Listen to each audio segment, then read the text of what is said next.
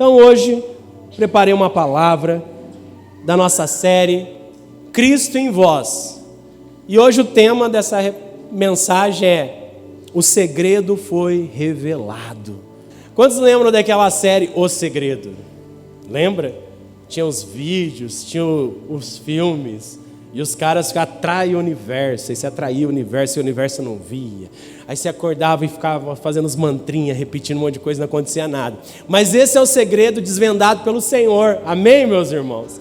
Esse é o segredo eterno, que foi escondido de todos os homens, de todas as mulheres, e por favor a nós, o Senhor revelou para nós, amém, meus irmãos? Mas antes de falar do segredo, abra sua Bíblia em Mateus 7, 24 e 27. Quero falar de dois princípios, rapidinho, para a gente poder situar como que esse mover do Senhor começa na nossa vida e como isso foi acontecendo. Então, olha lá. Então, todo aquele, pois, que ouve essas minhas palavras e as pratica, será comparado a um homem prudente, que edificou sua casa sobre a rocha.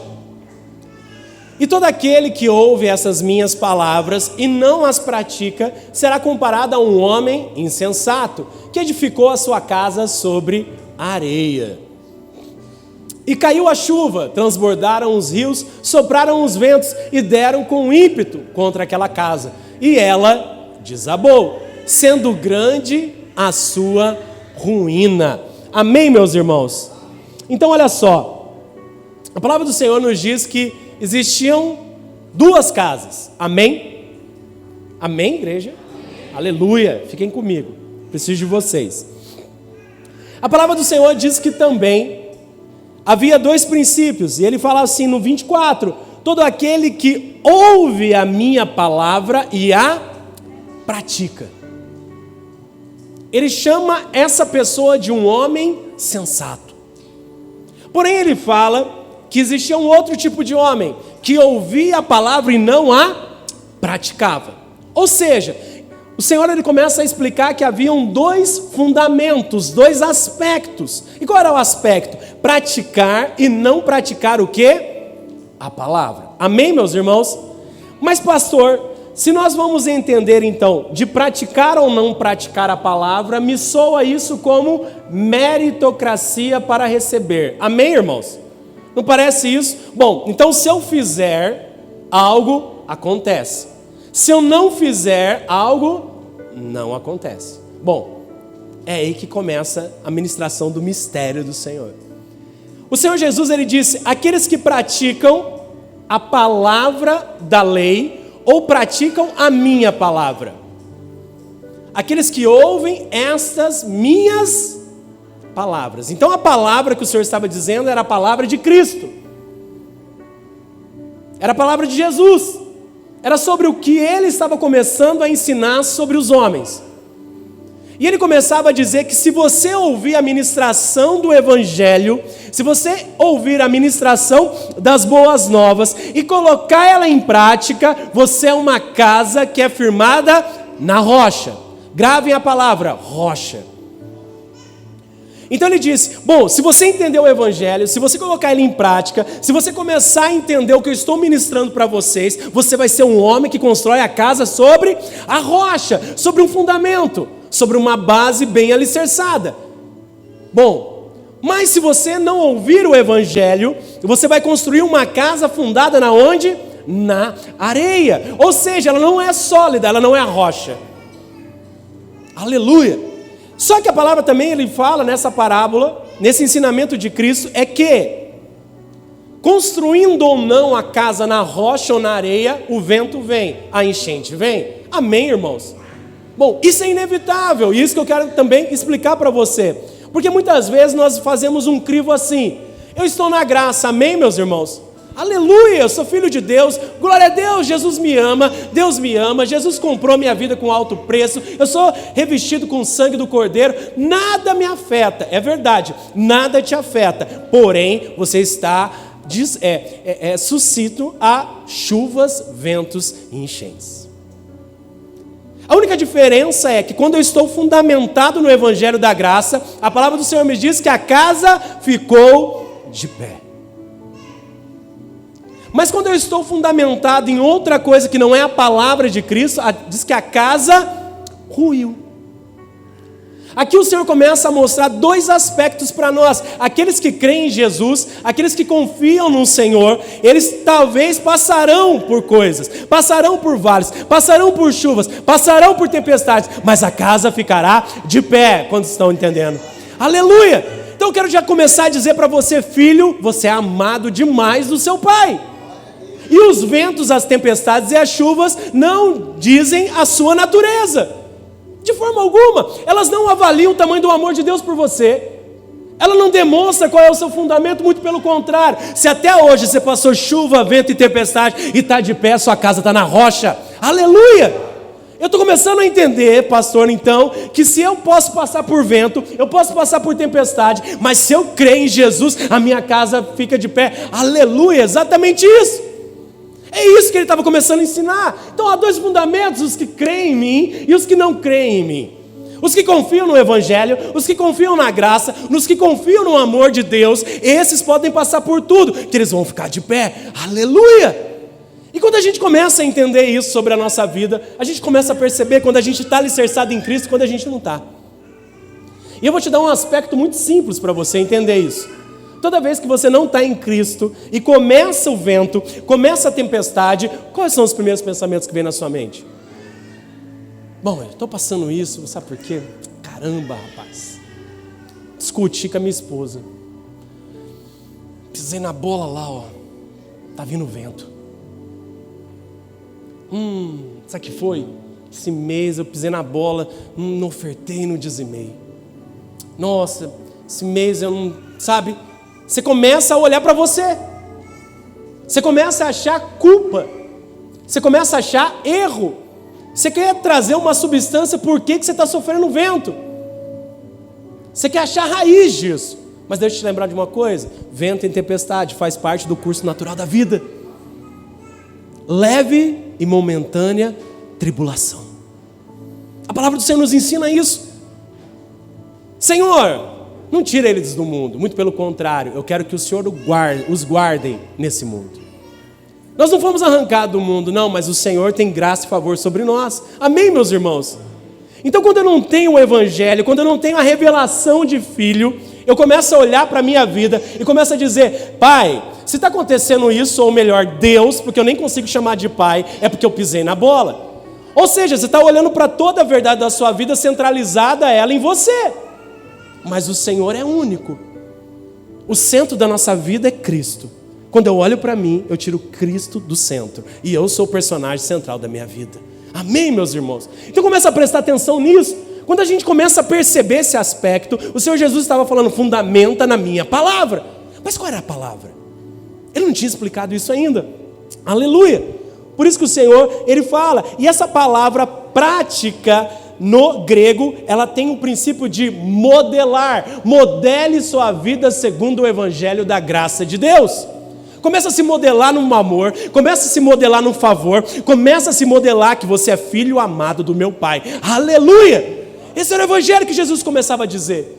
Não era baseado nas suas obras, não era baseado no seu esforço, não era baseado no que você é, baseado no que o meu Pai te ama. Amém! Aleluia! Glória a Deus! Mas Mateus 16, 13. Vai lá, vamos entender agora a palavra rocha. Porque ela não aparece por acaso. O Senhor Jesus nunca usa um elemento numa parábola à toa. Nunca.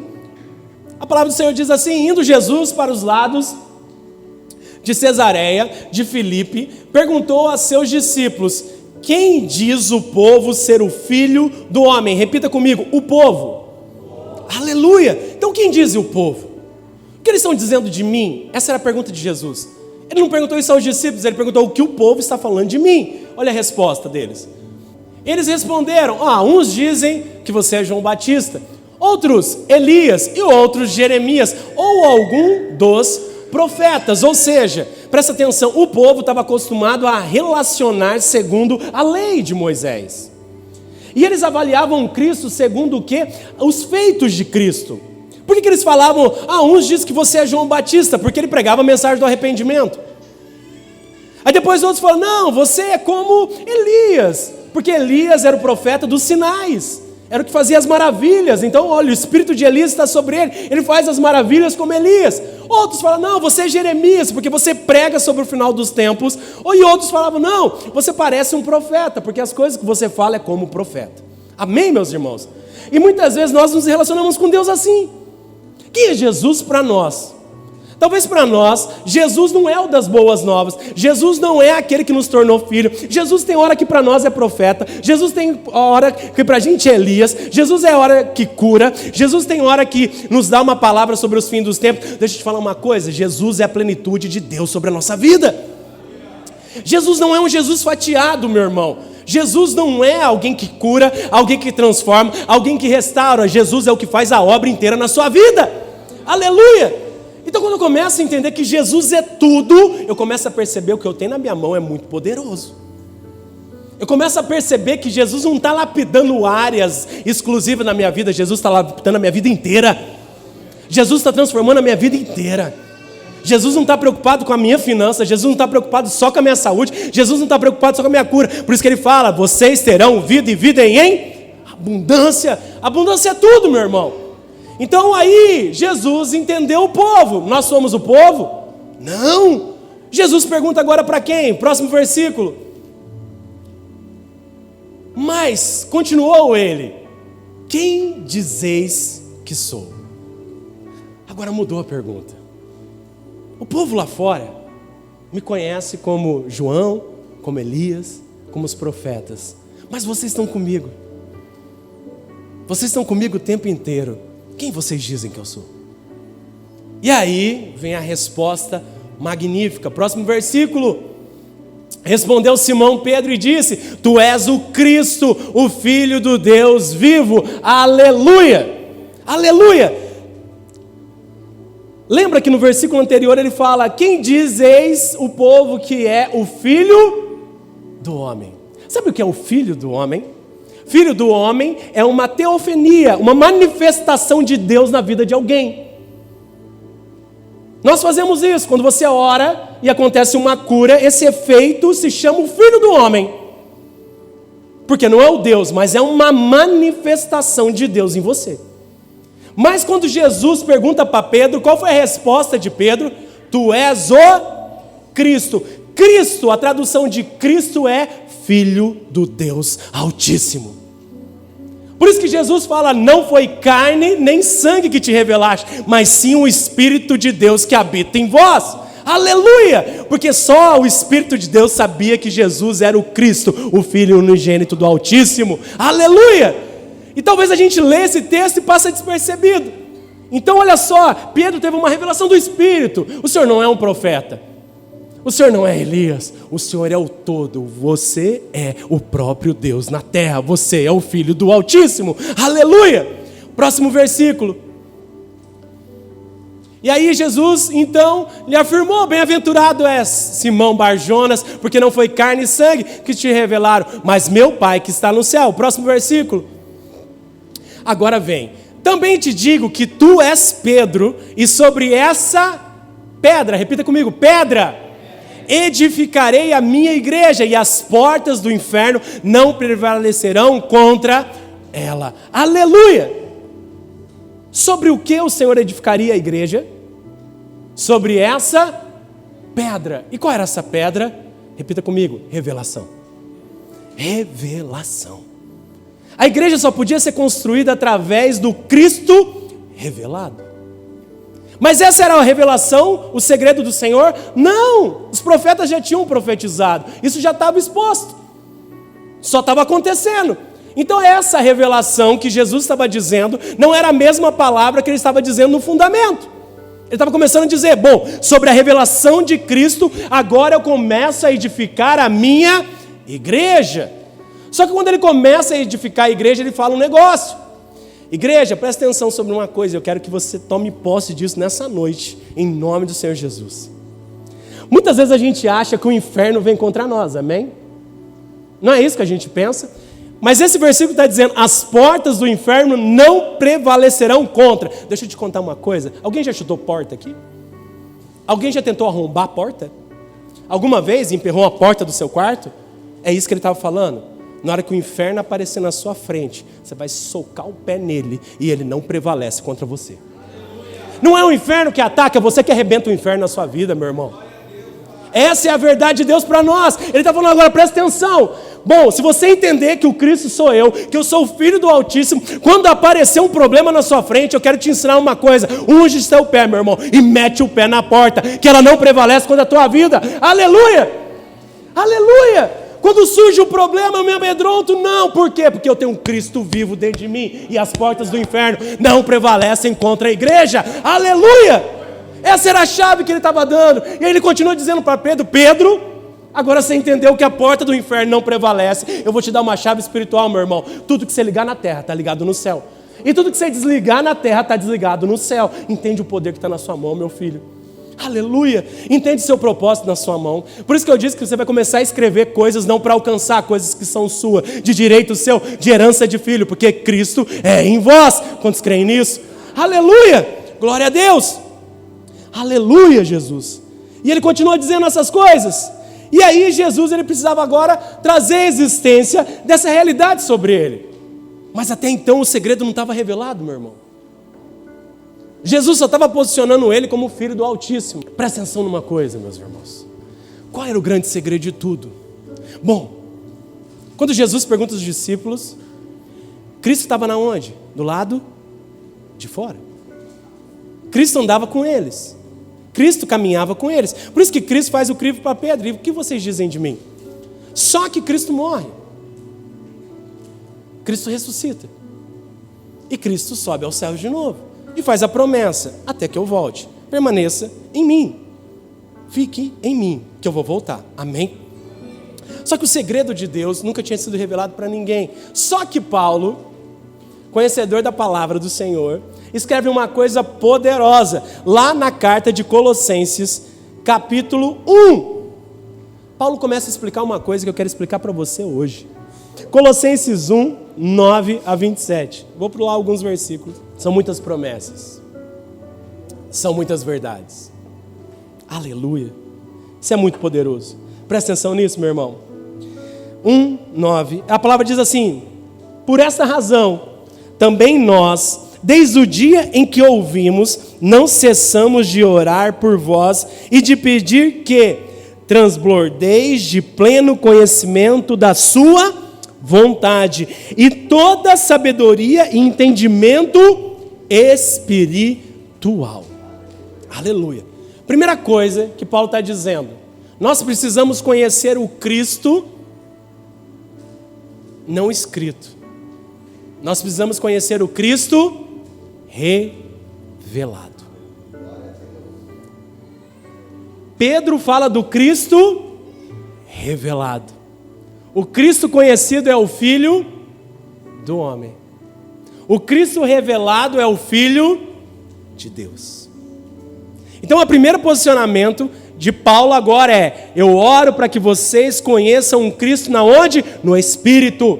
Ou seja, revelado. Amém, meus irmãos? Aí ele fala por quê? Aí você vai começar a entender, e eu já profetizo sobre a sua vida. Nesse ano, todos aqui vão subir e vão testemunhar do Cristo revelado na sua vida. Em nome do Senhor Jesus. Aleluia. Todos. Todos. Ninguém vai ficar de fora. Aí ele fala: para que você precisa entender o Cristo revelado? Ele vai te dar o porquê disso. E ele fala: a fim de que viverdes de modo digno do Senhor, para seu inteiro agrado, frutificando em toda boa obra e crescendo no pleno conhecimento de Deus, sendo fortalecidos com todo o poder, segundo a força da sua glória, em toda perseverança e longanimidade, com alegria, dando graças ao Pai, que vos fez idôneos. Aleluia! A parte que vos cabe da herança dos santos na luz. Presta atenção numa coisa. Olha o tanto de aspecto que você vai viver, meu irmão. Mas sabe o que mais me chamou a atenção aqui? A palavra idôneo. Sabe o que significa idôneo? Que não tem o que temer e dever nada a ninguém. Idoneidade tem a ver com acusação. Idoneidade tem a ver com dívida. Idoneidade tem a ver com o princípio de caráter reto reconhecido pelos de fora. Bom, só que ele fala que toda essa idoneidade não depende de vós, depende de Cristo em vós. Aleluia! Tem noção de quando você tem um Cristo revelado, você é reconhecido como o homem e a mulher mais idôneo da face da terra? Aleluia! Aí você olha e fala, mas pastor, não sou tão idôneo assim, sabe? Eu tenho umas manias ainda que não me agradam, ainda penso coisas, ainda falo coisas. Deixa eu te lembrar de uma coisa, tem a ver com Cristo vivo dentro de vós, e não a ver com vós em Cristo. Aleluia! Quando você começa a receber revelação da graça, o espírito de acusação vai embora da sua vida. Você não se sente mais acusado, sabe por quê? Porque agora a revelação está começando a borbulhar em você. Mas até então você não sabe, porque Paulo não explicou ainda para Colossenses. E ele continua dizendo, no versículo 13, agora lê comigo, lê todos aqui, ó. Vamos ensaiar de novo, 1, 2, 3. Ele nos libertou do império das trevas e nos transportou para o reino do Filho do seu amor. Aleluia! Eu quero te lembrar de um outro aspecto na sua vida, meu irmão. Você não anda sobre trevas. Você anda no reino de luz, no reino do amor do Pai. Quando você começa a perceber isso, você começa a tomar posse do quê? Da realidade. Eu sou amado. Sabe de uma coisa? Eu sou muito amado. O meu Pai me ama demais. E quando eu começo a entender que o meu Pai me ama demais, eu começo a ganhar o direito de começar a sonhar de novo. Quantos querem sonhar aqui? Aleluia! Você tem o direito de sonhar, meu irmão. Jesus te tirou das trevas e te jogou no reino do amor do Pai. Sabe por quê? Porque você é filho amado, em quem Ele ama, tem prazer idôneo, reto, sobre todas as coisas. Aleluia! Aleluia! E ele começa a dizer, no qual, aleluia, no qual não temos a redenção, nós temos a redenção e a remissão dos pecados. Quantos são pecadores aqui? Em Cristo não mais. Aleluia. Em Cristo seus pecados foram remidos. Em Cristo nenhuma acusação há.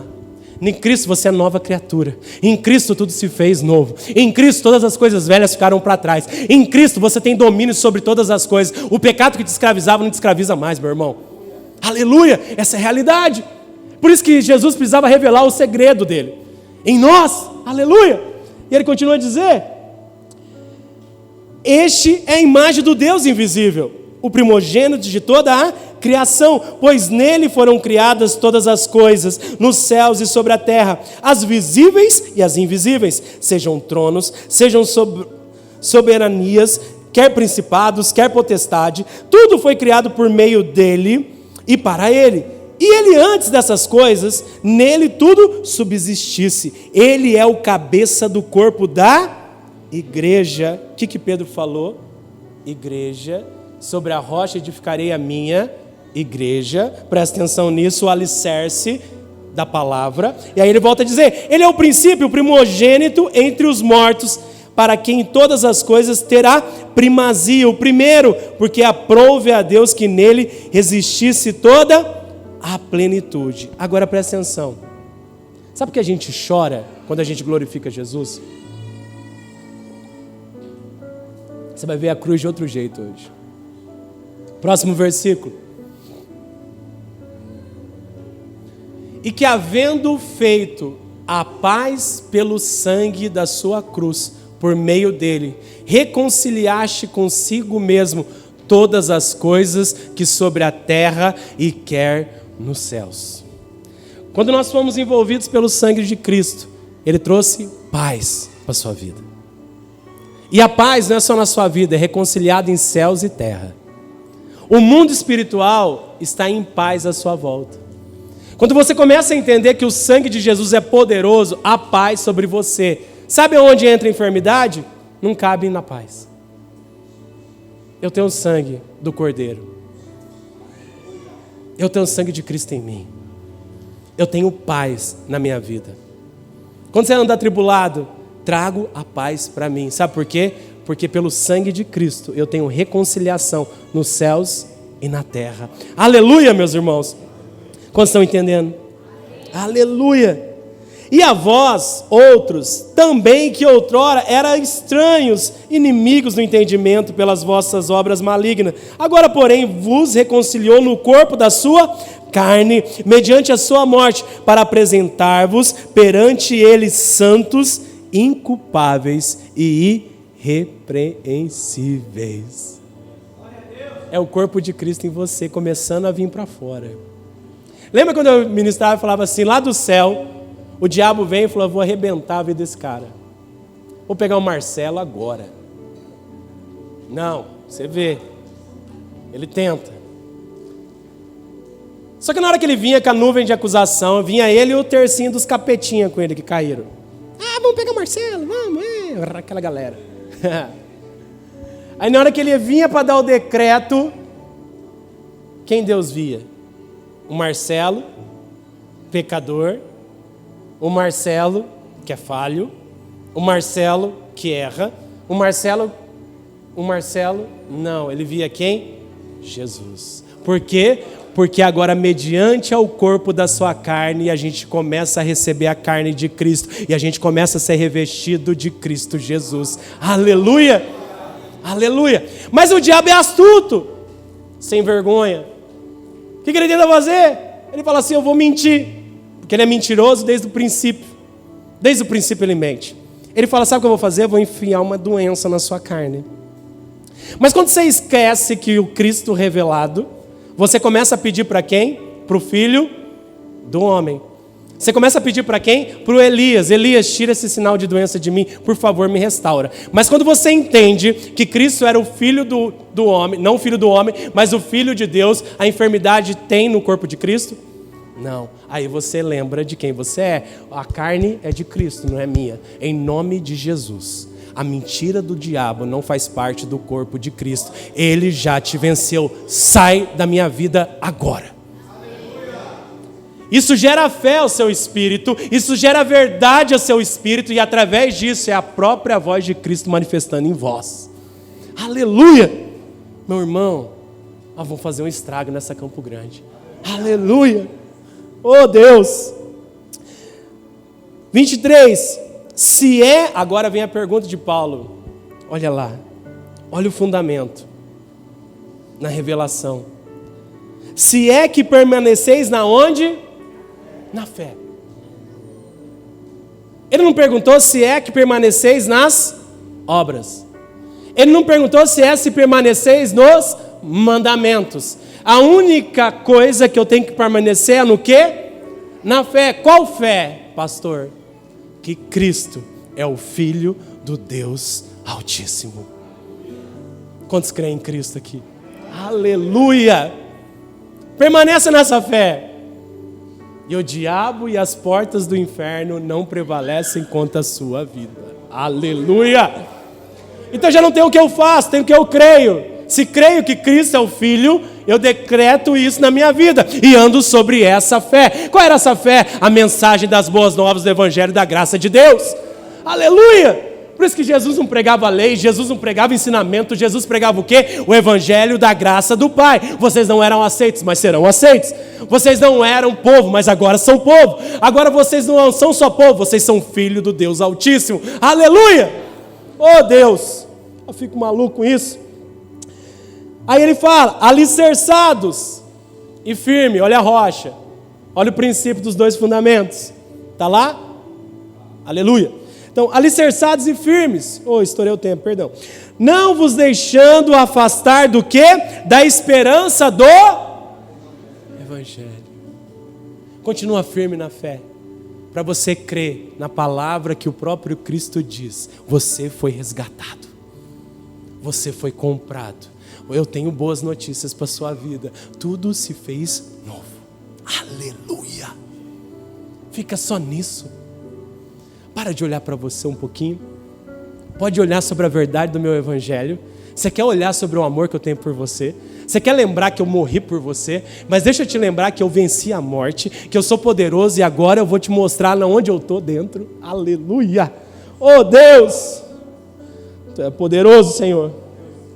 Versículo 26.